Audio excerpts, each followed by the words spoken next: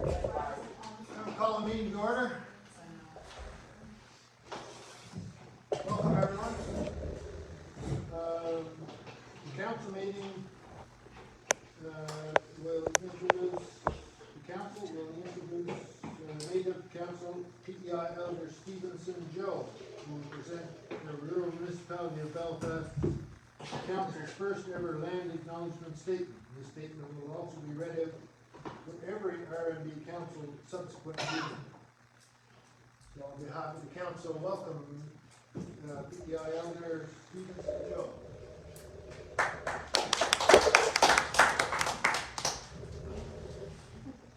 Wherever you like. Anywhere. You can work the whole room if you like.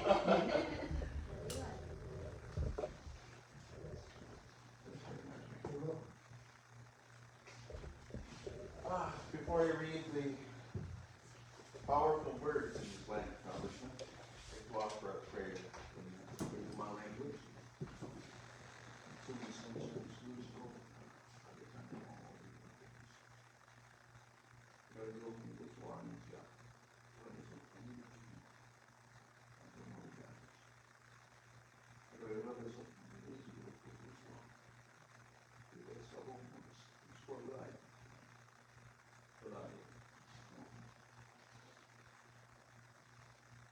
I'd also like to add it is an honor to be the first to read these wonderful words.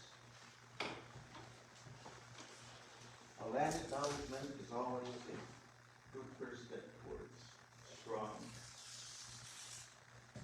nation partnerships.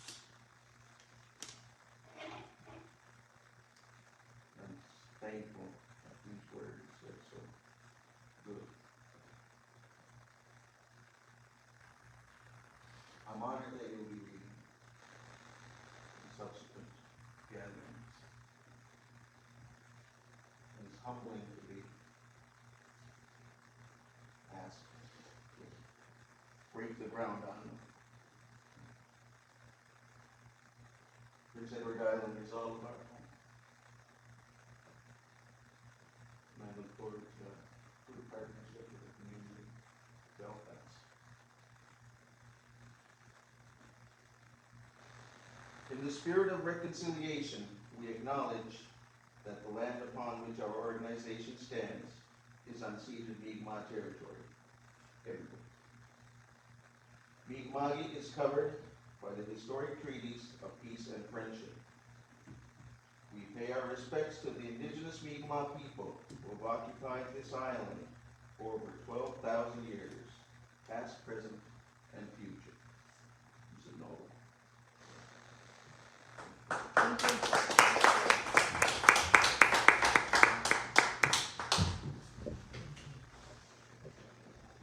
Many thanks to the native council PEI Elder Stevenson Joe for helping our municipality recognize the Mi'kmaq history, lands, and acknowledgement in a respectful manner.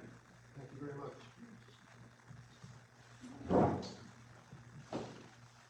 Thank you, Stevenson. Thank you very much.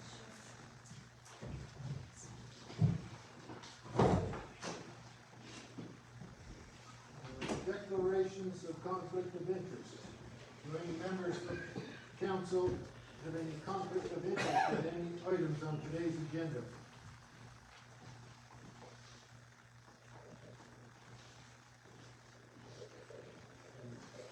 Okay, it's no. Clarification of voting procedures. Thank you, Mayor Gillis. This is a clarification of the voting procedures. Recently, I was asked to clarify the voting procedures that RMB uses per the Municipal Government Act. On any motion, council is asked to vote yes or no. Should any councilor wish to abstain, they have the right and may ask to make it known to the chair that they would like to abstain. Regardless, as per the MGA, see page 39 of the MGA second edition resource handbook, any vote to abstain is still counted as a vote in the affirmative. If a councilor says nothing during a vote, their answer will also be taken in the affirmative. There is nothing in the MGA that says every counselor must speak to every issue. They may remain silent if they so wish. On any vote, council has a right to ask for a recorded vote before the actual vote. And that's the important part there. It has to be asked before, that they want a recorded vote, otherwise, it cannot be taken afterwards. In that instance, and only in that instance, will an individual identified vote count be taken. Otherwise, in any vote that is taken, it is recorded how many voted yes, how many voted no, and if requested, how many voted to abstain. When publicly reporting on any initiative, it will only be reported as to whether the majority of council supported the initiative, whether the majority of council did not support the initiative, and or whether council gave unanimous support of an initiative.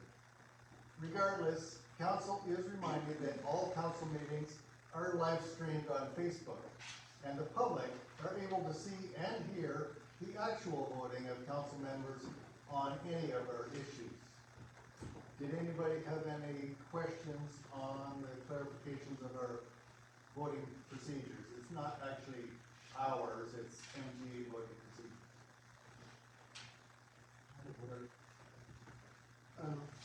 So, this thing says if you abstain or don't vote, it goes as a yes, That's affirmative. That's correct.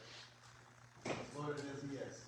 So the only way, to say that you, are not supportive of it, you may abstain if you wish, just because that is, a personal position that you would like to, make known to people.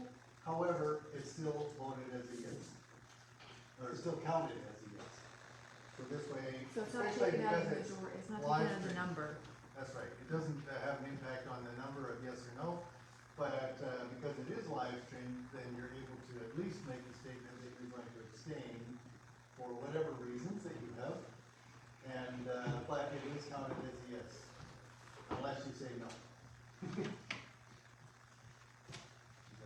Yeah. Thank you, back to you. Thank you. Okay, approval of agenda. Are there any other suggested items for today's agenda's meeting? So we did, ask that of council, and they gave us a number of items that were placed under item 14. In addition to that, James's, motions are also in there under item 11. And I think that there, what wasn't on here was that Staff Sergeant, Mike Robinson is here, so he will have an opportunity to be added to the public presentation under B if he so wishes. But regardless, we do have this monthly, stats for council. And that's all that we have, that we know. Anything else to add? From anyone? Okay. May I have a mover and a seconder to adopt the agenda as presented and amended? Moved by Lynn, seconded by Trish. All in favor? Aye. Nays? Motion carried. Okay, public presentations. Members of the public are offered 5 minutes to make presentations to council, and after 5 minutes are up, the presenter may ask for an extension, only granted if unanimous consent by council is given. Following presentations may or may not ask questions. First up is Watershed Group, Sherry Pelkey. Welcome, Sherry. Sherry's not just the public today, she's 50%.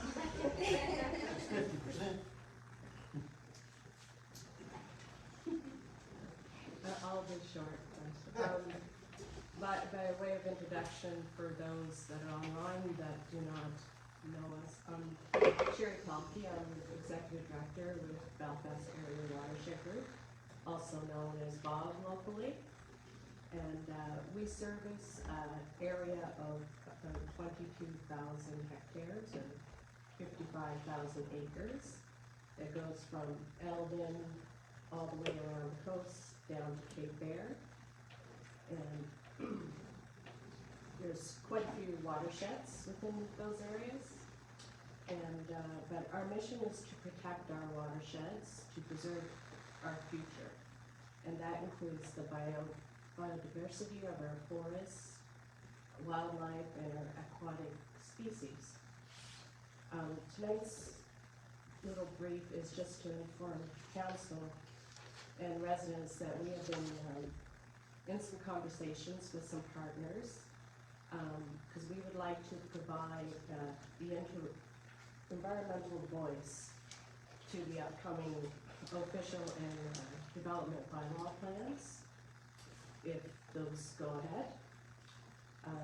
So for example, right now we're working on mapping ecologically sensitive areas within the municipality. In January, we would like to present a more in-depth look at some items we hope will be considered as the process moves forward, and which ideally we would like things to be assessed with a climate change lens. We all know the impacts now. Janice Harper, some of you may know, she is a land use planner and has worked, has done a big report for the Federation of PEI Municipalities, which we draw on.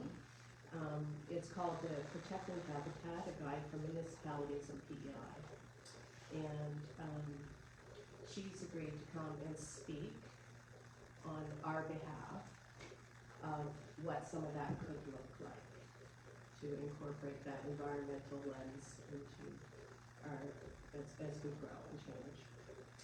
And in closing, I'd like to thank council for all their support for the last 6 years. And we invite you, the whole council, and our residents to participate with us over the next year as we start developing our first official watershed management plans. And we need our community's voice in order to do this. And so just watch for announcements next year. There will be community meetings and things. And so again, we just want to thank you for your support. That's all.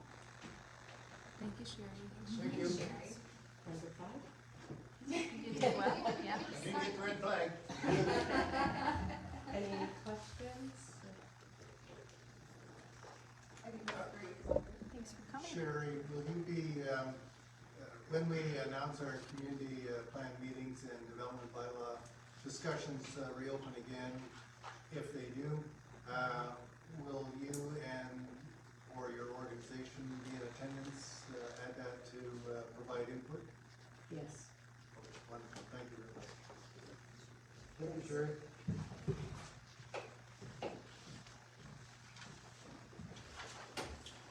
Okay, next we have Staff Sergeant Mike Robinson.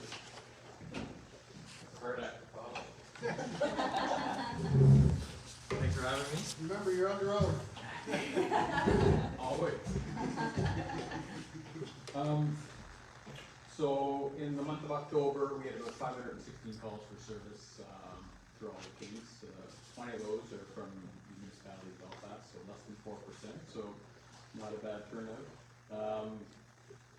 Nothing really significant that occurred in the area here. There was a few collisions. I would like to point out, because I know the traffic is a bit of a a concern, really it's across the island a concern. But we only had 3 calls of traffic complaints in the area. So, if it's a concern, I would expect and hope that more people will call and provide as much information as possible, especially if the number is possible. It just jumped out at me. In Kings itself, we did about 36 violation tickets. The same amount of warnings, so there's about 2 documented, occurrences with drivers a day, is typically the average. I'd like to spread that out and increase that, in all areas of the Kings District, so. Other than that, it was a busy month for us. We had a lot of mandatory training. We really got hit hard with resources. We ended up with 3 members that went off for health reasons. Of our 24 police officers that we have in the Kings area, 3 of them are off with health reasons. 1 has been assigned to headquarters under one agency, so we've got about 19 officers that fill the role of 24. So 2 of those are management, not necessarily first responders, but myself and the ops NCO or the acting ops NCO do first response when it's under resource. So, as it relates to visibility, we're visible in all the schools. We've got a community liaison assigned to every school. We spend time updating the safe plans, make sure that we're ready in case there is an emergency event, and then I'm pushing hard to make sure that they're visible and documenting their trips to the school. So, and then in the same breath, I want the schools to reach out to us to ask us to be involved. So get us a little more accountable for the attendances that we do. So especially now during the winter months when we have more time on our hands and we can be out there a little bit more proactively and a little bit more community oriented since the summer's over and half the fall is beyond us. So. Notable things that we were up to in October, we had 150 trees that we planted throughout the Kings area. We're very prideful for us. It's our 150th anniversary, so that was a simple for us to do that. We participated in road checks over Thanksgiving weekend and Halloween. We rewarded at Halloween sober drivers and children in the vehicle with stickers and candy, so a little bit of a bonus to get stopped on that night. We did have a heavy presence. We also prepared for Hurricane Philippe, just to make sure that we were ready in case anybody in any of the communities needed it. And I was lucky to sneak away, even though I was hard on resources, I was lucky to sneak away 2 of our members locally here for crime scene management training, to make sure that we're better prepared should an unfortunate criminal event happen. Give us the best bet to have our evidence collection occur right off the get-go. And then, of course, we've opened up a restorative justice forum. We really want to push this program. It's a very valuable program for minor things and minor events that happen. First-time offenders, youth. We really want to push this, so we've extended it to accused people in those categories for self-referral. So not only can we, the police refer, Crown refer, complainant or victim refer, but the accused can refer back to us, and we can consider it whether or not it's appropriate to reach back out to the affected people to see if it would be a worthy program to use. In that case, we look for direct communication that's led by a forum coordinator, and a resolve that's satisfactory to the people that are affected, and quick resolution. And usually in those situations, we find it to be a longer term fix for that kind of behavior, especially in new individuals who might be breaking the law or doing things that they shouldn't be doing. If we get into this program quick and fast and we have it resolved very fast, we find that it's a good deterrent for future behavior of that nature. So it just really brings a whole lot of down to earth, direct contact and understanding of how it affects people when events happen. So we really want to promote this program because it is very worthwhile. So if you find yourself talking to the police or spreading this message, it's great for us to be able to get it out because it is such a fast turnaround when we get to use the program.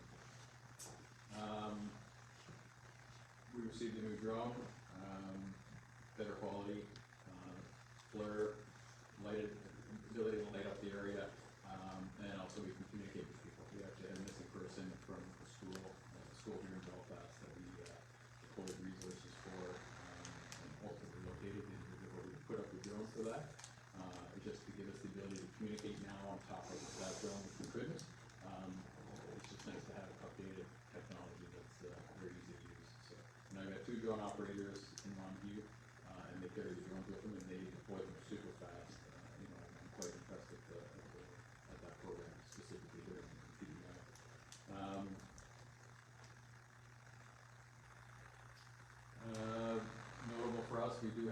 shortlisted member, for the Crime Stoppers Police Officer of the Year. It's nice to have a member from Kings to be considered for that. I don't know the outcome of that yet, and I'm not gonna name the individual, until we hear, any official word, but it's nice to have somebody considered from our area for that distinction. For media and PSA or for notable events, we had quite a bit of impaired drivers. We had to pull impaired drivers across Kings, that directly resulted in charges. We had a fatal crash, Murray Harbor, obviously it was very sad, and it was a non-criminal crash, but it involved other parties to the parade that were also injured in it. So we also had a sensitive topic that we had to kind of monitor and kind of keep the peace that happened in this area. I won't kind of specify it, but I'm pretty sure it was very well reported on in the media. We spent a particular amount of time monitoring that. And yeah, I've already kind of touched on the resources. We've got another external police officer, and I think I mentioned it before. The external police officer program is a very wonderful program for us.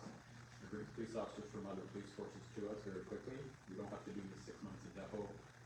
We don't have to do the 2-year probationary period. We get an experienced officer that comes over, and after they do a 10-day turnaround in depot, it's 2 months, and they're fully capable of responding to anything that we need a resource to respond to. So, very successful for us. We currently have one individual that's in uniform right now. We've got a second that's coming here December 1st, and we just got announced for a third early in the new year. And I can't, we're excited having a lateral member transfer in, ready to go. This is the best resource approach we have from the vacancies that we have. So, so I'm quite happy that we've got Blair English here, Andrew Nicholson who's arriving, and then Sebastian Diamond is the third individual. So it's a wonderful program. We're getting lots of success out of it, and we're not just seeing it here in Kings, we're seeing it in Prince and Queens as well. So. And that's all I have. I appreciate you having me, and if anybody has any questions, by all means. I have a question. The school bus passing, has there been any resolve in that? Have you been? So we rely on the bus drivers of the public to call us for that, Okay. and make sure that we give that information. But where we struggle is willingness to participate. So, we don't see everything, so we need the witness to provide that account, and then be willing to record. And we often get a response, be involved. So it really hinders our ability to take it something. If we know we can't prosecute it, there's no value in it. Sure. Right? So then we try to educate, right? So at the end of the day, my expectations are minimum documentation, identify the vehicle if we can.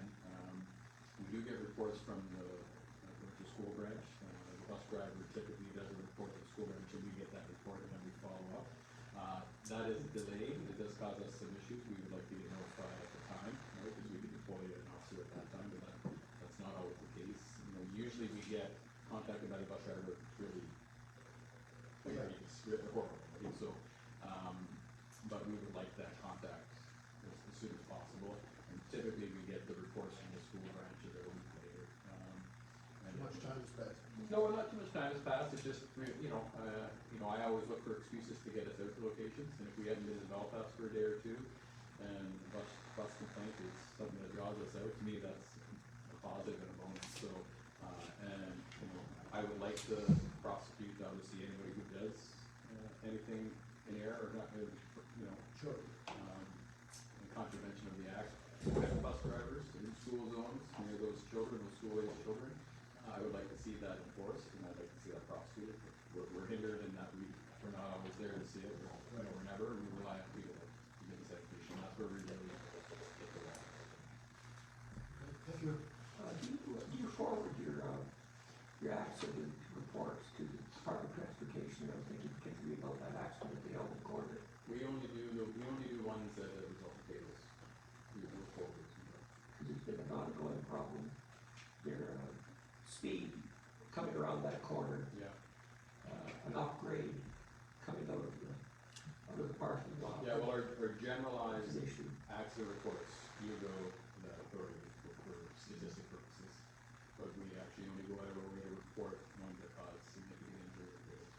that basic information doesn't go. And we'll put in criteria for what we think caused the accident, location, obviously.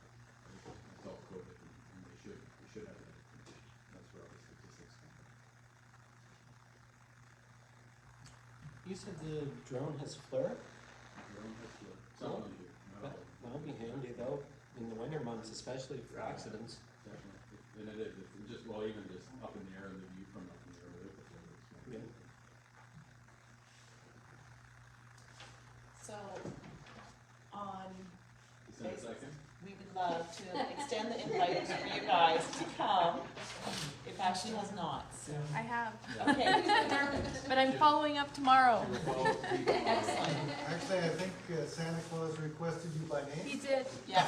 I can do that. It's funny, I don't know if anybody ever saw your Facebook, but I was in there for the Hockey Canada, with the trophy. You know, that, everybody, not everybody in PEI sees it, but everybody in BC sees it. So I'm getting nonstop. I've seen you more than. They recognize you on social media. Well, we can definitely get you with Santa, we can get you on the fire truck. The kids would love it. Yes, they would. They love that stuff, yeah. Yeah. So, Santa said, so there you go. I appreciate you coming in, Yes. again, giving us this information. That was a lot of information, like that's a good one. So I always think it's not enough, right? No, but it's not stuff we hear. It's more than we were It's getting. not stuff we know, so Yeah. that's a lot of information that we can process. Yeah, no, we're busy, so, you know, I can say that, you know, if you don't see us in the community, and it's not fair to say you don't see us in the community, we often patrol at night, like I worked a Friday night about 2 weeks ago, and I did the whole perimeter, that's not a considerable amount of time here, but I didn't see anybody, so they were unlikely to see me. So, you know, visibility, just because you don't see us doesn't mean we're not here, right? You know, Yeah. Who's gonna pay attention to the highway if, nothing's going on, right, so. It's nice to know you're there though. Yeah, and we are, and you know, I got a great bunch of officers, so can't appreciate that. Has there been any progress, quite some time ago, the provincial government, said they were going to be installing some speed cameras. Did they ever go ahead and do But I that? have no updated information. Nothing on that? I would love, photo radar, if I could. Is that what it's for? I would love that, but I don't think so, it would just be, probably speed. But I have no clue. Take care of any provincial officers.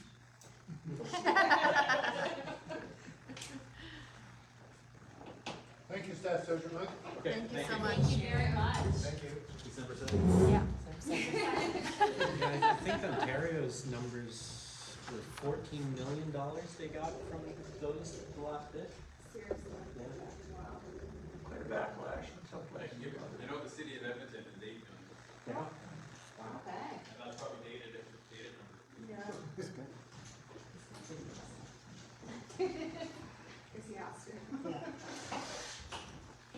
Okay, adoption of the October 18th, 2023 council meeting minutes. Previously distributed, all changes incorporated. May I have a mover and a seconder to approve the minutes of the October 18th, 2023 council meeting as presented? Moved by Catherine, second by Lynn. All in favor?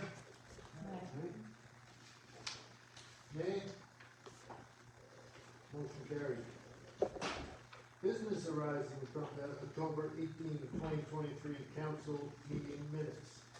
Already addressed in today's agenda. No other. Is it time now for our CAO report? Sure. So on the financial side, we're still on track. All our, as you know, we have no debts, and our revenues and expenditures are exactly where they're supposed to be at this time. So there's nothing really to report financially. Additionally, there were two other items, and that was in regards to the wellness center and the warming center MOUs. There's nothing per se to give you an update, but we're still working on that. Both those issues will be ongoing, I expect for quite a long time. Number of years. Yeah. Anyway, nothing further to report on that. That's it, unless anybody has questions.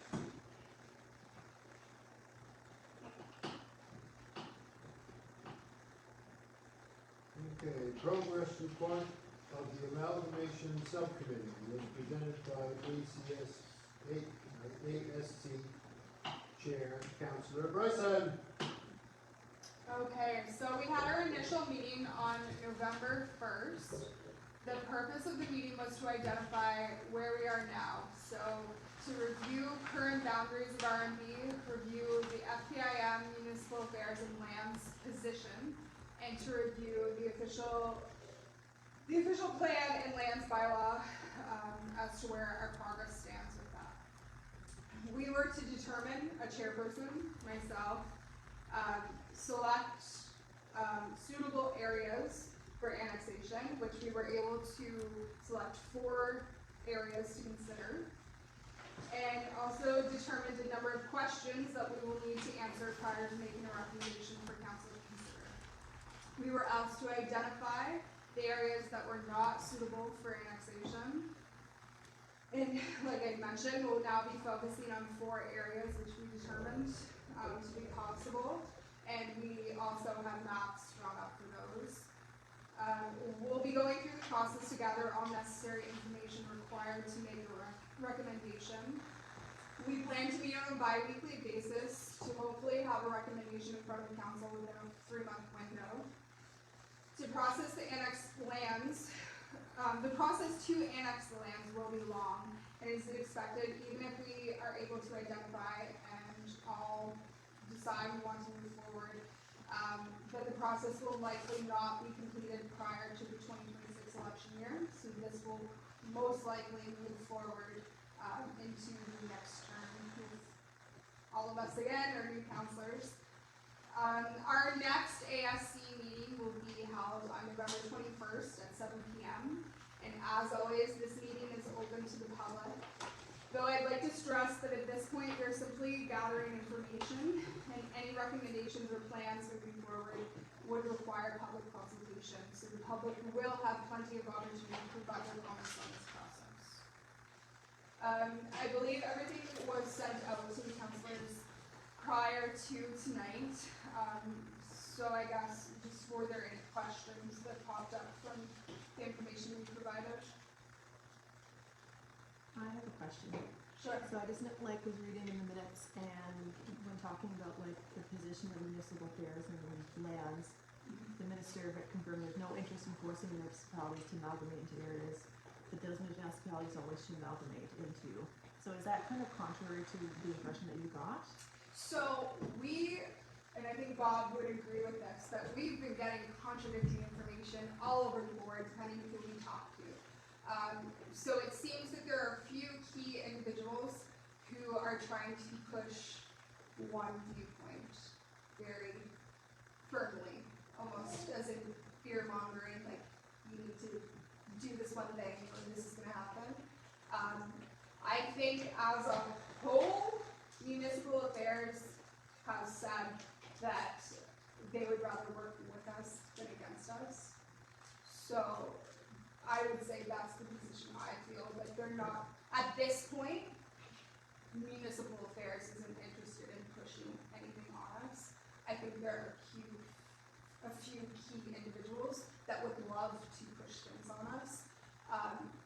How popular those views will be, who knows? I think the timeline also that those individuals want to pass those views is rather unlikely. So. Yeah, if I can expand on that a bit, there's 2 things. First of all, they are very interested in having a municipality, any municipality, bring forward an annexation or amalgamation proposal, which they can look at right away. If they decide to work with a municipality, that process could take 2 to 3 years, and that's working cooperatively between the 2 parties.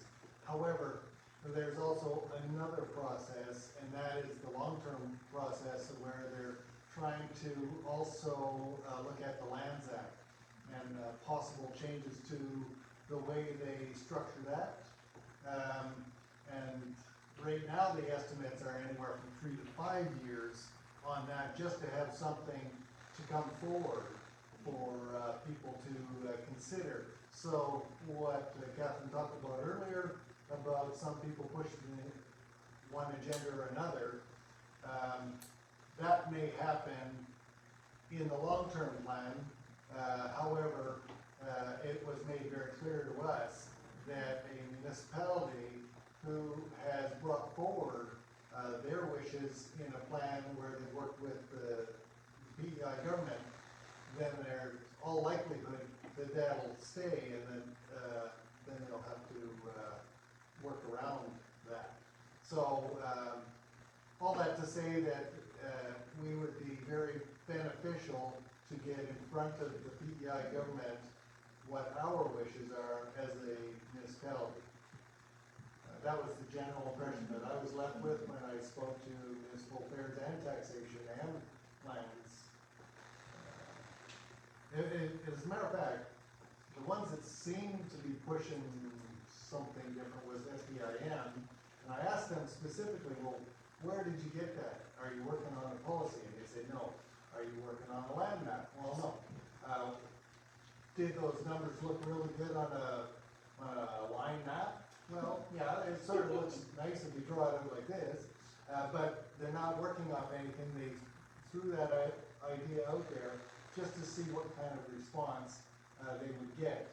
And I can tell you that they did not get a very favorable response from RMB. So, And like to go off of that, I think, you know, in all honesty, when I came back from the AGM that Saturday, I was not happy, and I did not think that we were out of this. I was very concerned, just the talk that was happening with multiple people in the room, that we were very behind this. Now that we've spoken to a huge amount of people on varying levels in different departments, I think that now is the perfect time that we can very easily get ahead of this. It's gonna be a lot of work. I mean, I think Billy, Garth, that was our discussion coming out of it, how much work it's gonna be. But I think in doing this and being proactive, that we can have the teeth behind, rather than just saying, oh, we don't want that. We'll have the documents, we'll have them signed by the government, and then we can go forward and actually have something to. and actually, if we, when we talk about item 11, part of my report is, as Catherine said, Councillor Bryson said, we spoke to a number of people. I'll be detailing who we talked to and what we said, to give you detail on those discussions in regards to completion of the official plan and development bylaw that the council said they wanted to look into doing last month. So we've done some work on that decision, and I'll be able to update you then. And then Councillor Kennedy then has some follow-up motions as well that we'd like to present, which we will be adding also in item 11. So is it that, so their official position is that they're not gonna force any municipalities to allow them if they don't want to? Correct. Is it our kind of like maybe general understanding that that is like a maybe? The official position is this today, the official position might be something tomorrow, and so that we would best be prepared to do our homework in case the position changes. Because if the position is, and it always stays, that they're never going to force us, I'm not saying that it would be a waste of time to not look at this, because the ultimate decision might be that we don't take anything, we don't change at all. And we'll have better footing to say that to the government after we show that we've done the research and the looking at this. But if the position was always to be that they're not gonna force us, then that's something to consider as well, right? Correct, and you're absolutely right, when you framed it. The only thing I'd like to add is that in any government body, especially after each election. And depending on who gets elected, the governing body may decide that they want to go in this direction or whatever other direction that you're currently following. So that's always a possibility. In this case, it's every 4 to 5 years that they could change their mind and decide they want to go in a different direction. We're going on the direction we have now under the current legislation.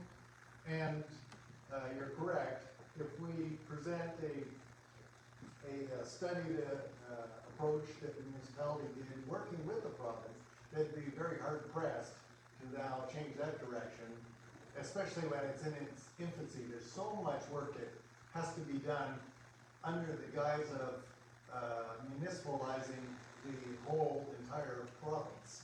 That project is going to take many years. So the government, in my opinion, would always be looking for the low-hanging fruit. And if we present them with the low-hanging fruit that is in the interest of the rural municipality of Belfast, we'd be farther ahead than not. I found that whenever I'm involved with any kind of project, I'm involved with it.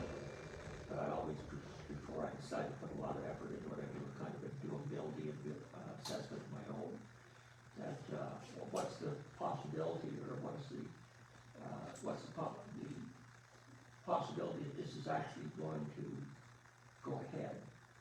Because if the doability is very tiny in it, then I really have to question putting a whole lot of effort into it.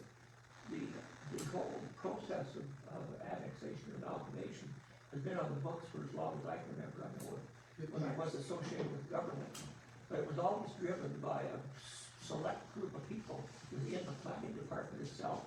But once the politicians got hold of it, they would just take a look at it. They have to be elected, and they know that with 90% of the land on Prince Edward Island being outside of municipal jurisdiction, that they are not going to be prepared to push on anyone. So if we're going ahead, or the committee, and I'm not on it, I don't want to be on it either.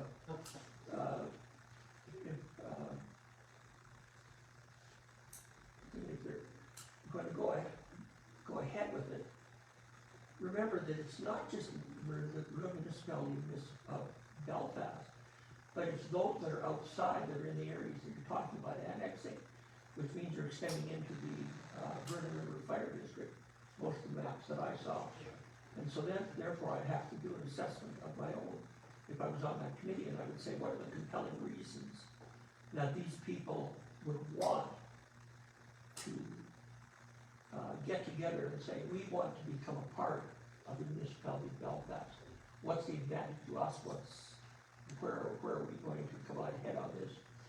And of course, the big sticking point always comes down to the cost. I know that when years ago, when I was on the council, we had proposed doing a mosquito program at a cost of $25 per household. Over 300 people showed up at the meeting at the school. And of course, it was voted down. That's over $25, even a sniff, that it's going to cost more money. So, I mean, I wish you luck if you want to spend a lot of time involved in it, but I think the doability of it is pretty darn small. Actually, and Councilor Bryson can speak to it after as well, but the points that you had made, we looked at 4 different options.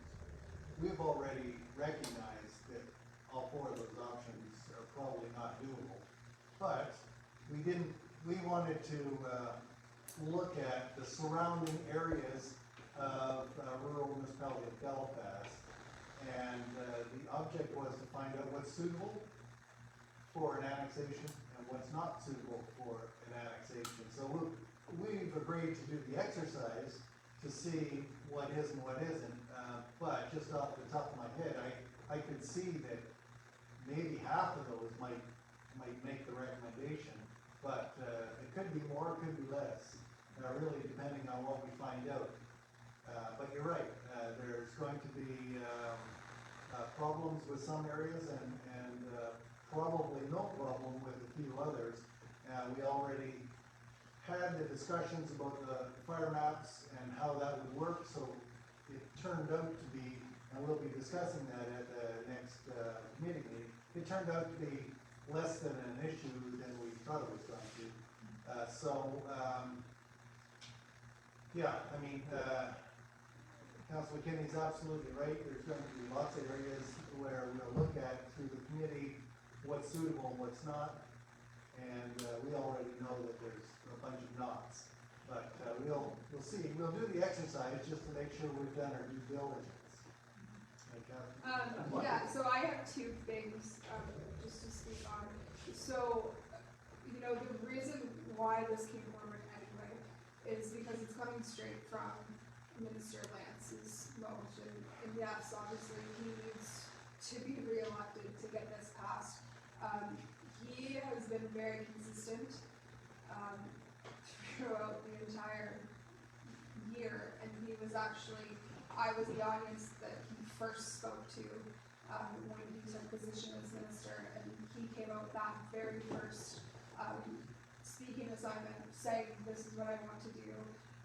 So following our last council meeting, I had, a FPIM had a private meeting with him, and municipal affairs and his, staffers, and, I would say he was even more firm than he's been publicly to a large audience, about this issue. He said he's incredibly, impatient in wanting to get it passed, getting it done. You know, we've had numerous conversations where we don't think he's going to be able to get it passed as quickly as he necessarily wants to. But again, you know, trying to be proactive, trying to be prepared, that's why we're trying to get on top of it. So sorry, just That's I okay. have a question for you. What is it? Are they looking at passing a law? What is it? What I understand is they want to do similarly what New Brunswick has recently done, in that they want the entire island covered under a municipality. Mhm. Whether that means that there are amalgamations, annexations, or just massive, somebody in the office says, this goes here and this goes there. That is what it is island-wide municipality.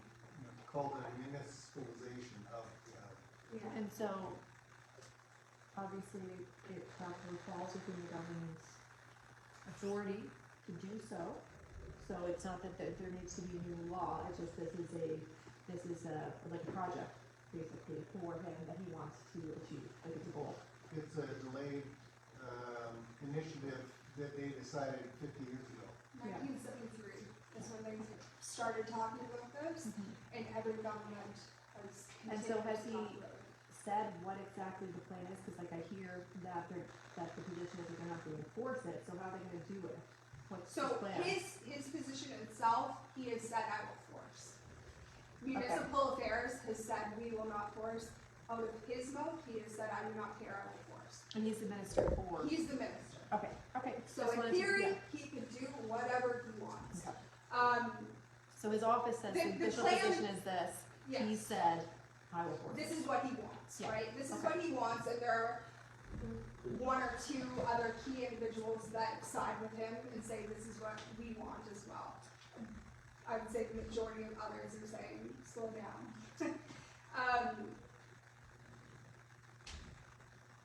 But, so where they are currently on that is, so for the last year, he's been consistent in saying, this is what I want, and I want it done in my term. So in theory, within the next 3 years, is what he said. The stage that they're currently in, they, infancy, so they are, Department of Lands is currently compiling information. So they don't even have a report to base any recommendations, like they are just, they're kind of where we are, essentially. And so that's where we are. We had that very first initial meeting, it was just kind of, where are we at now? What information do we need to collect? What areas are we looking at? And so we've committed to meeting every 2-ish weeks, to hopefully have some kind of recommendation to at least look at in the next 3 months. But I would say with the government, Minister Lance certainly wants to have this in law pushed everybody in a municipality in the next 3 years. But, you know, we're talking to the people who are actually doing the work, and what they're saying is there's no possible way. So that's where it's at right now. It could be, but it might not go forward until after the next election. I've had a few conversations myself, and I still know a few people around, and they're very aware of the Fraser Institute study that was done on the amalgamation process in Ontario that established that for what was promised to rural areas, and what happened was that the only benefits that were accrued was to the larger areas that assimilated the smaller ones because it increased the tax base. And that was, they kind of slowed over. And they're also aware of the report that recently came out in the province of New Brunswick where they did force amalgamation across the entire province of 20 municipalities in financial distress. And the districts that they set up are also on the verge of bankruptcy as a result of the assuming the administrative costs that are associated with trying to be compliant with all of this bureaucracy that are being forced on them. And they're very aware of that. And that was probably after your last conversation with Mr. Lance. I can build on that. So that was the information that I had as well, historically, about amalgamations. And when I spoke to, I'll be speaking to this later, but when I spoke to municipal affairs, in particular the taxation body, that had been the experience where they tried to amalgamate all these groups, whether they were like-minded or not. And what we had said to the province is we have no interest in amalgamating with non-like-minded, similar to what this council has been pushing all this time is we want to remain as a rural area. So we're interested in expanding, but only into areas that are also rural. We're not interested in the municipalities that have a lot of water and sewer infrastructure and basically act as a mini town or a mini city or whatever. Our interest and the mandate for the committee that we have now is about keeping the whole thing rural in nature. And so that's the intent that the committee has currently, or that we're working from, unless the committee changes or whatever, makes a different recommendation. But basically, what we had said to the government of PEI is that we're looking at processes that expand the rural municipality of Belfast into annexing only rural areas, and that's if they are wanting to participate. So that's currently where you're at, but Jim is actually bang on the money. There's been lots of poor examples of how it was done, and we're trying to avoid that. But I will be, like I say, when we get to number 11, I'll be mentioning there's 5 different discussions and positions that we had in order to bring last month's recommendation forward. I have another question. In the next section, when it talks about that man is investigating the GPI position from 3 years prior, that the completed RMB official plan and development bylaw can be set up to only take on the development approval process after RMB approval decision of the development application. Responsibility for everything else reverts to GPEI. Are you reading off number 11? No, She's it's reading. 6F It's okay, we can, from our meeting. yeah, we can, Oh. this is the meeting minutes from the subcommittee, but if you're gonna touch on that later, I- then I'm happy to. No, that's okay. Go Yeah. ahead. I just didn't know where you're reading from. Yeah, I didn't really understand it, so it said that they're looking at the position that after the plan and bylaw is set up, it could be set up only to take on the developmental approval process. After an approval, the development application responsibility for everything else we push back to DPI, what does that mean? Okay, so, originally, when, we had these original discussions with, municipal affairs and lands, they had said, they were telling us at that time about the requirement of an official plan and development bylaw. They had said at that time that only a few municipalities on the island had the ability to do more than a development approval process. Most of them had only that ability to do the development approval process, and so they had the opportunity or ability to opt out of the rest of it. And so, what I was concerned about is that the government changed their mind, or whatever. So I wanted to make sure that that was still the case. When I talk about number 11, I will detail exactly that. Okay, then I'm good to wait until then.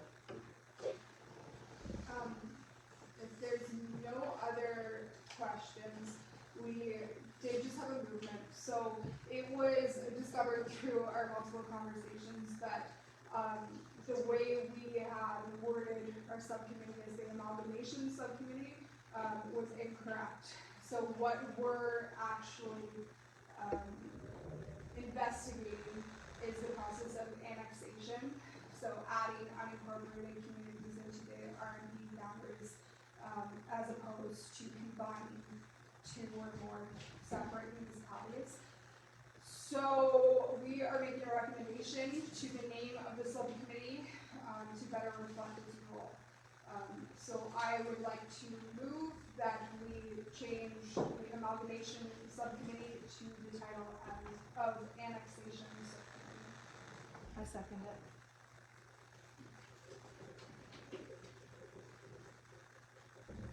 Is everybody clear on what our motion is on the floor? All in favor? Nay? Motion carries. Okay, thank you, Catherine. The 2024 regular council meeting calendar. For planning purposes and as required by the Municipal Government Act, a regular council meeting calendar must be publicly posted for the upcoming 2024 regular council meetings. This calendar is posted on RMB's website, announced on RMB's Facebook page, posted on various bulletin boards, included within the within the Belfast newsletter, and included within the annual Belfast Lions Club calendar. This motion follows the tradition of having 10 scheduled meetings on the third Wednesday of each month, except for July and December. Council also has the option to call additional or special council meetings throughout the year if required. Calendar dates are attached. May I have a mover and a seconder to approve the 2024 regular council meeting calendar as presented? Moved by Deputy Mayor Duncan. turn your card around so we see your name. Lynn, thank you. Sorry. That's okay. Seconder? Julie? Is that because you remembered his name? No. There you go. Sorry. He's been the mayor does. Where was I now? Oh yeah, all in favor? Okay. Nay? Motion carried, I think. Yeah. Okay, number 11, completion of the official plan and development bylaw, presented by CAO Bob Gross. Thank you, Mayor Gillis. Okay, so, we've already discussed the preamble for this. The completion of the official plan and development bylaw was, approved, for us by council to complete the process. So it was my task, to then find out what that meant. What are the next steps? Where do we go from here? Then there was a few other things that were thrown in right at that time, which actually worked out to our benefit. So the first one, for example, is Bill 37. If Bill 37 is basically an act, Bill 37 is an act to amend the Municipal Government Act. And so I wanted to find out, well, how extensive that was. So I read the amendments, and it was very clear to me, and it actually is made really clear in the act itself. Basically, on page 5 in the explanatory notes, there was a couple things they wanted to accomplish in this Bill 37. They wanted to make the requirement of an official plan and development bylaw optional for municipalities. Because they were going to be doing a complete review of the Lands Act, they had said, well, it's been our experience that some have the ability and some don't. And so they wanted to make it optional at this point. Until they complete the Lands Act review, they may decide to make it a requirement later on in the future, but we're looking 5-10 years down the road. So while they do that work, they said, so we'll make it optional, because there's some communities that already have an official plan and development bylaw, some that are working on some, and then some that already have them. So they decided the major, or the best thing to do, rather than just keep doing a delay, was to make it optional. So that's the first thing that they achieved. Secondly, in some of the things that they wanted to do, they were clarifying some of the language in the Municipal Government Act. In one instance, section 3, they just wanted to clarify in the Code of Conduct section that the $500 penalty for an offense isn't total, it's $500 per offense. So it could be, if you had 5 offenses, $2,500. Or could be the penalty that's brought forward. But basically, there's only 2 real things that are happening with the Municipal Government Act amendments, and that is that they wanted to make the official plan and development bylaw optional, and then to clarify some of the language. So then the next question, of course, is, well, are you contemplating any other changes to the Municipal Government Act? And, well, first of all, this Bill 37 hasn't been completed yet either. It's currently going through the government committee process, and so once it gets through the committee process, they'll be bringing it forward into the House for approval, and or we'll go back and forth if not. However, the sense is this is such a simple amendment to the MGA that they don't expect any pushback. But the question is still, is there any other MGA amendments that they're envisioning and or currently working on? The answer was a clear no.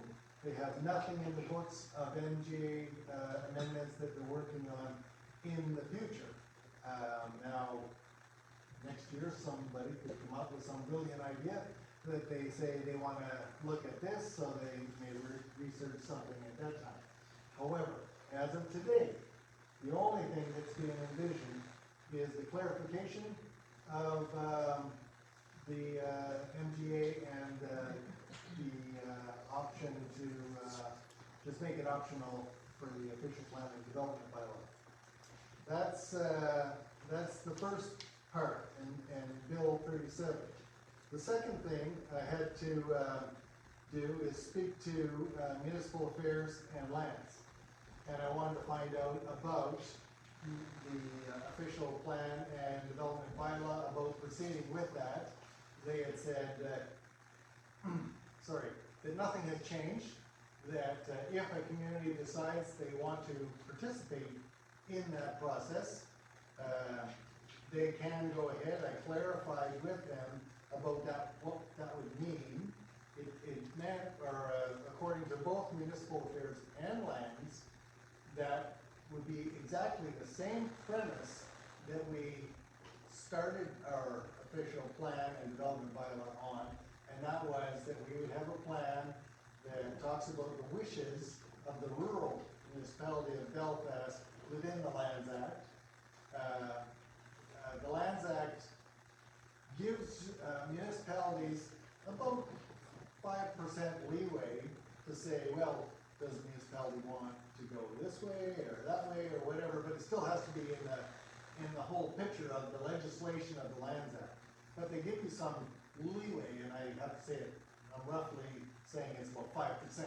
So your official plan can talk about things that you would prefer to happen in your municipality and things that you don't want in your municipality, and that's the official plan itself. Then it gets to the point of the development bylaw. The development bylaw is or for us, once you have that, you basically end up with an application form. Somebody comes in and the application form is very clear. Do you have checklist this? If you have all these things, and then if it's within your official plan, then it's a pretty easy yes. If it's not within your official plan, then you have the ability to say no, or you could say yes if you do this. So that's a variance, giving a variance. Okay, so basically, once the municipality decides if they want to approve the development proposal that's brought forward, then they give them a development permit. At that point, it gets filed away, and we do not see anything further with that. Then from that point on, the province takes over the process. So that's the part that I confirmed with Municipal Affairs and Lands. And then I spoke to the Infrastructure Secretariat. So, as you know, the Infrastructure Secretariat funded our application so that we could do an official plan and bylaw. I asked them, if the government said, you don't have to do it anymore, and we decided, okay, we're not gonna do it, what does that mean? And they said, well, no problem, just give us the money back. So that's about $42,000 to be exact. That's a problem. We would have to give them back, So we spent the 42K? almost. Okay, so we're getting 37,000 back instead of 42, or whatever. But it's, basically we have to give the money back. So that was pretty clear from the Infrastructure Secretariat point of view. So then I spoke to Pocan, who is our planners, and said, well, I asked him a couple things. First of all, I said, I told him about the decision of council, that council wanted to continue on with the process, and what would that look like? Then I also spoke to them, what about if we decide to cancel the process? Well, that's fine, we're getting paid regardless. So we're either getting paid by Infrastructure Secretariat or by RMB. So either way, we're on the hook for $42,000. But the deliverable, they had said there's really no reason to cancel it. Everything's on track. It looks good, and it fits within the legislation that had been put out by the Lands Act and through the Municipal Government Act. So everything's on track to carry on. And then what happens is, once we complete an official plan and development bylaw, then if council is happy with the document, then we send it off to the government, and the minister would have to sign it up. That was another question to Municipal Affairs and Lands. Typically, that happens without any problem, as long as it's fitting within the two acts. So then they sign it up, in which case the language of the official plan and development bylaw would state, that we will do this. And then we will give them a permit, and then it goes back to the province, who then takes over the process. So, so Fotan then said, okay, fine, what do you need? And I said, okay, they're going to send me something that says how much money we have left, how much process they expect is left, and how long it should take. So in the next few days, after, well, I'll be talking to them tomorrow, letting them know how it went tonight's meeting. I will get a list on how to complete the process that we had envisioned and that we had contracted for. Next, I spoke to Eastern Kings. Eastern Kings, as you may remember, already have an official plan and development bylaw. But what made them different is they were updating their official plan and development bylaw. And they made it very clear, so basically, they agreed, yes, the premise that we are working under for an official plan and development bylaw are exactly correct. And that what they have is they have their official plan, and somebody comes in with a development proposal, fills out an application, they fill out the checklist and make sure they have all these things. There may be a site visit, but your development officer would do that, or your contracted development officer, and there's a few that we can do. We do that, but ultimately, once the municipality has made the decision, they give that person a development permit, and they no longer see it. They put it in the file, and they're done with it. So they were able to confirm what we thought it was. And they said that's exactly what the process is. So I was then very happy to find out that the premise that we're working under, which was why we decided to do it in the first place, to have our own official plan that talks about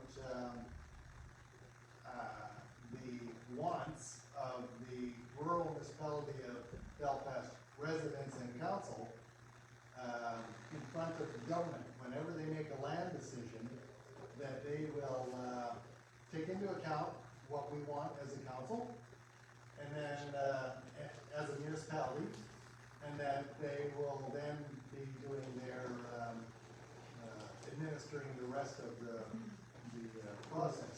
If we decide, for whatever reason, not to do the official plan and bylaw, then we will then have to come up with $42,000.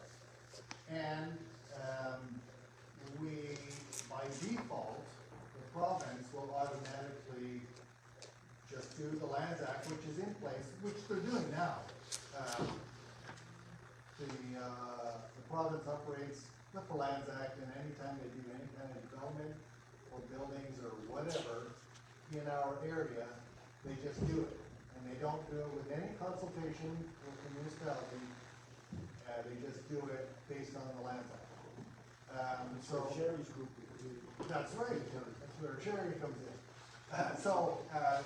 This way, the official plan actually gives us the ability to tell the government what we want, what we prefer, and a development, somebody coming in with a development, then we actually have a say as to what's going on. Does it fit in within our plan or not? Without that, then basically it's default back to the government.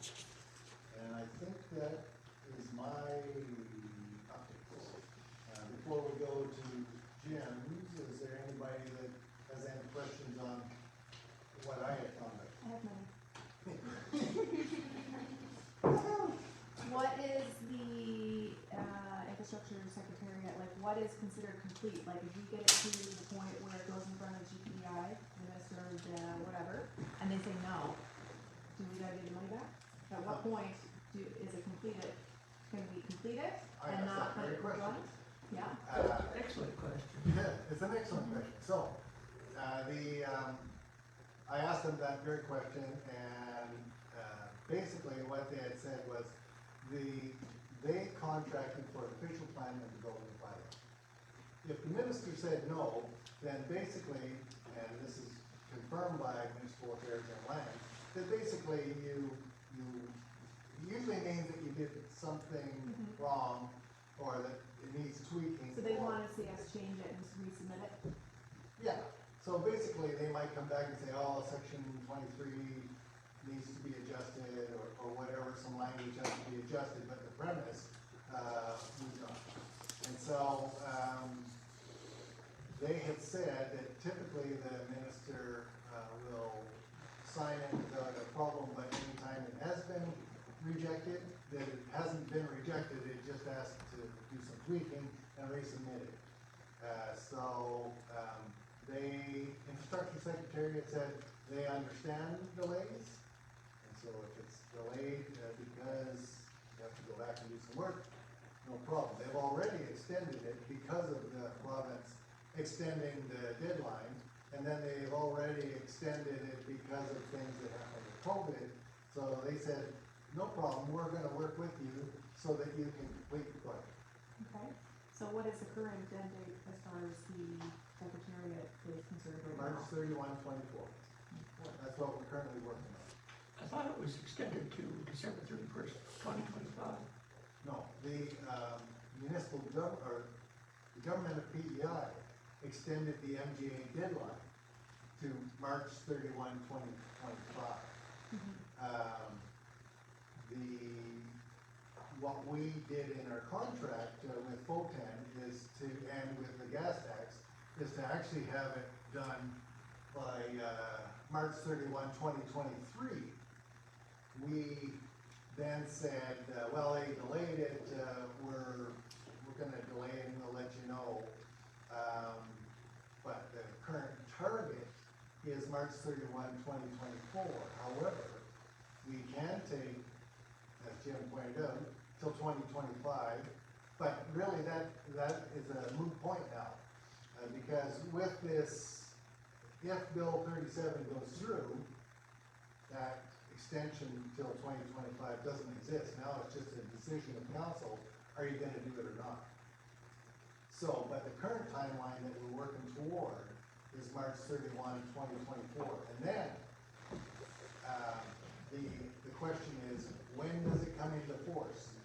Okay, so your official plan you could have your official plan come into force on March 31, 2024, but your development bylaw could come into force on March 31, 2025, because once you have it in place, you may want some extra time to put your resources in place, like your development officer, or some arrangement, or even an office, or computers, or whatever. So you may take some extra time for that. So, both of those dates are flexible. So the important thing is, whenever council is comfortable with the official plan and the writing of that's in the official plan and the development bylaw, then semantics would work out the dates of when that would happen, or administratively, or whatever. So what I'm wondering then, if they offered some kind of a template to indicate what is mandatory in the official plan, or will they accept anything?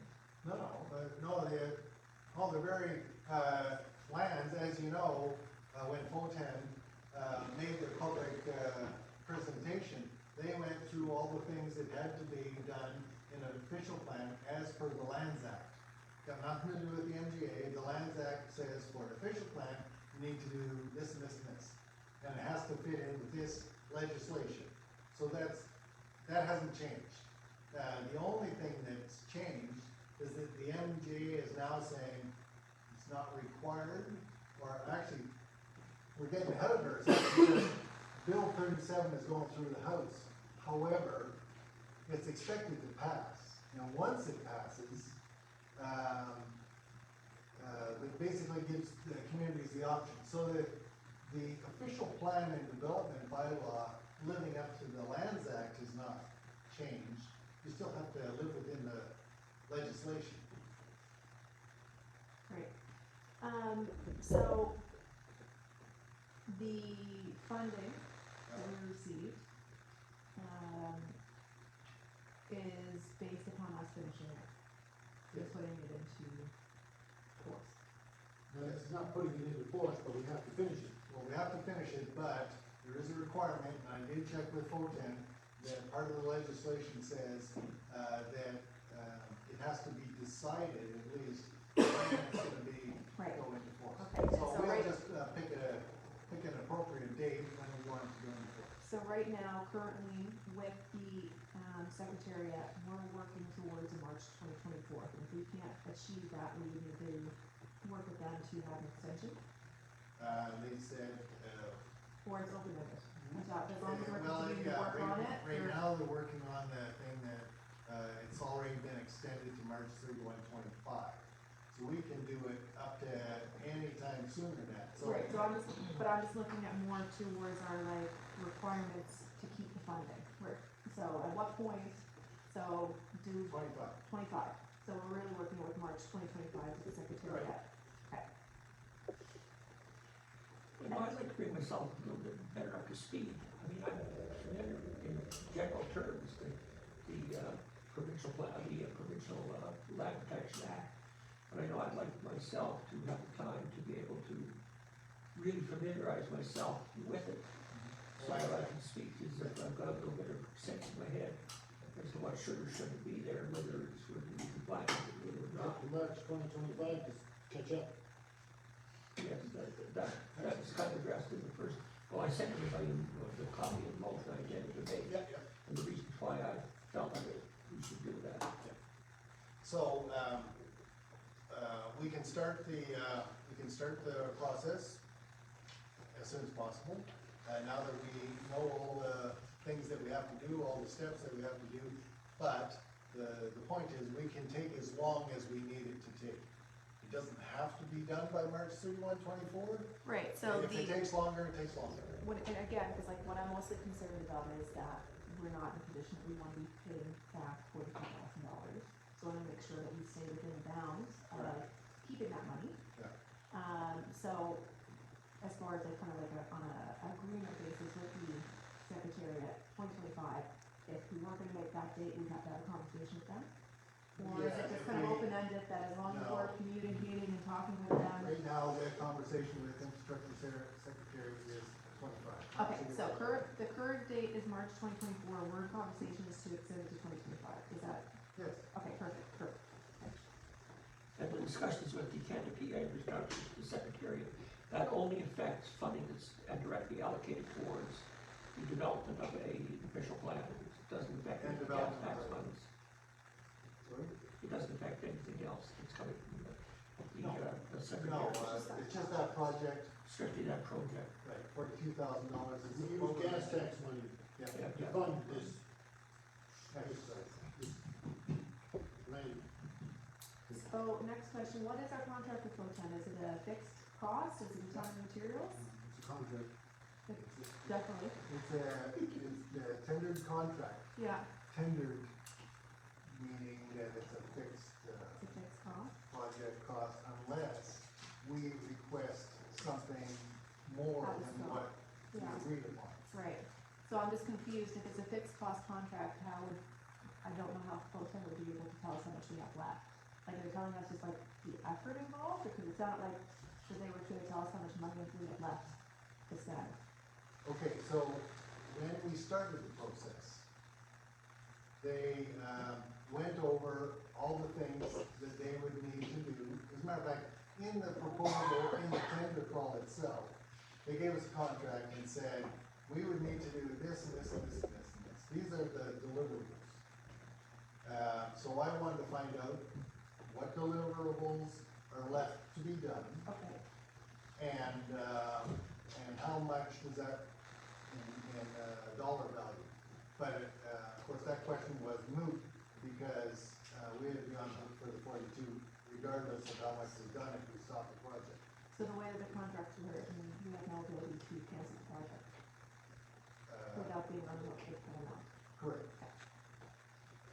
So it So has to be anyway, I just delivered. wanted a clarification from Fotan. what are As the to what steps the deliverables were. left? Okay, I misunderstood and thought that maybe that was them telling us how much money we had left. Kind of like, here's what we have left to do, No, and this is it's kind of sort what of. we do. Sort of. Your But- deliverables are worth, this deliverable, No, it they has can't, a ballpark of this one Right. cost, this one has, yeah, but it's kind of a moot point because it's 42,000, no matter what. that's correct. Yeah, And we have to be, sign off and accept their report. Either finish getting paid, we have to be satisfied that it's met, checked all the boxes we want checked. Oh, yeah. Yeah, basically, it would be up to council to accept, the report that is presented in front of us. And if it needs tweaking or whatever, then we go back. If what, we are, asking them to do is outside of what the original contract was, then it would cost us more money. And that was not funded by gas tax, that would cost RMB more money. I have to make a comment that when I did go to that meeting, and I was not familiar with it ahead of time, but I was familiar with the Provincial Planning Act. That essentially what they did was copy the Provincial Planning Act and establish the zones. But I didn't hear anything beyond that. 90% of it was. It was always done, but they just copied it. Actually, probably 95%, is about, the current Lands Act. And that's the other 5% that I was telling you about, that basically there's a ability, for the municipality to tweak it, in the interest of our municipality. Now, in our case, we made it very clear to them that we are a rural municipality and we have rural municipality interests. So that the official plan is more developed in the guise of a rural official plan and not a homogeneous, city, rural, urban, whatever. We wanted a plan that was, acceptable, to this council as a rural municipality. Okay, I'll mention it now rather than wait till later on then. The second motion that I was going to make was regarding the official plan. And it was based kind of on what I saw coming out of, Fort Cam's initial thing, was that and the question was, can we adopt the Provincial Planning Act as our provincial plan? It's a very extensive document that covers everything I can think of. If your, first motion is agreed to, where we basically cancel the process, then, your second motion. I don't believe I said cancel, I said that we should delay as long as possible until we have answers to when I laid the 5 things that we need more Okay, answers to. so as long as possible is March 31, 2025.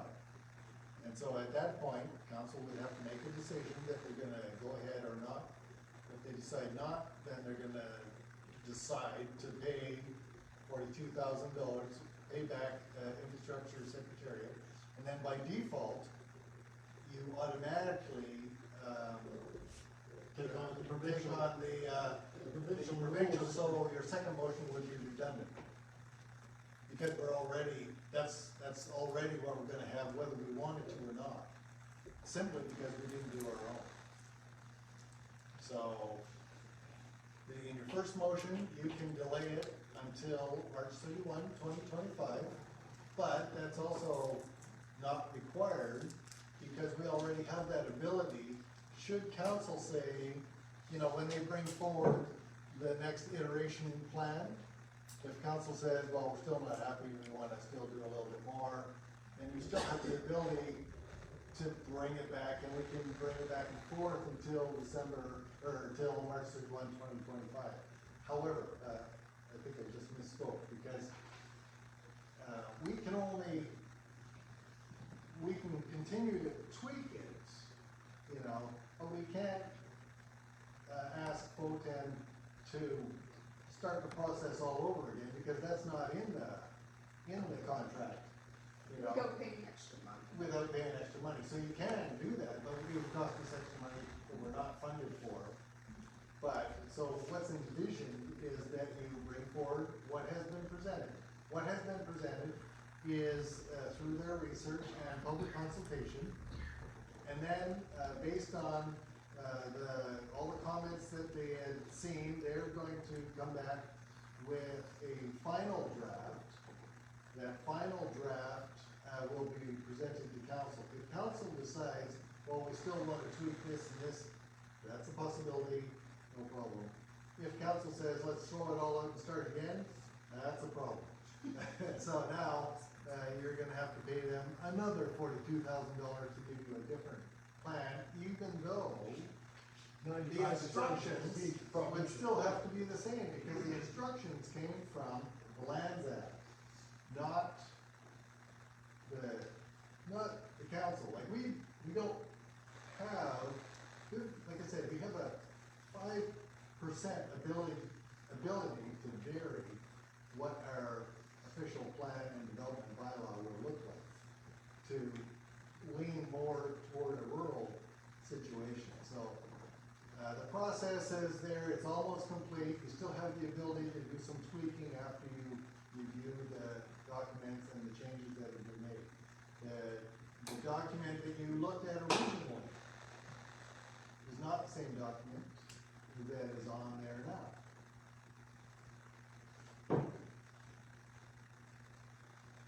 I have 2 points, I guess, that are, just more so for information that are relevant to what we're speaking of.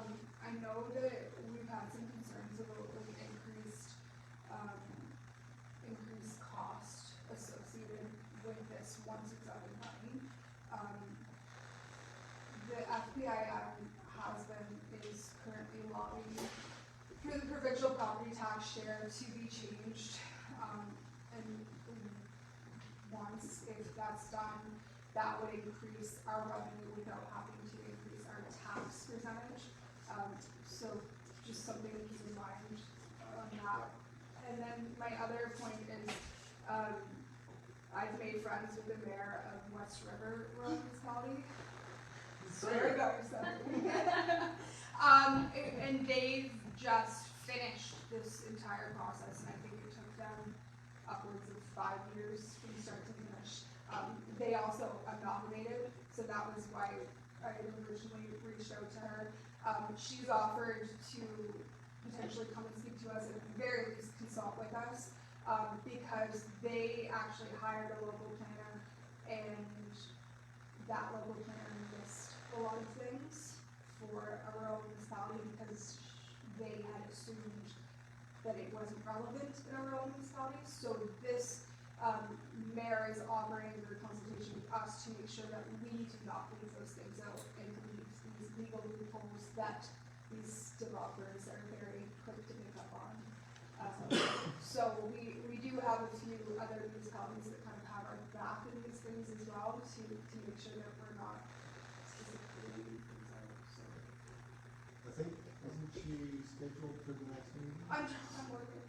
Oh, I'm gonna press her next week. I just have a comment that I want to be clarified on the revenue sharing, tax sharing thing.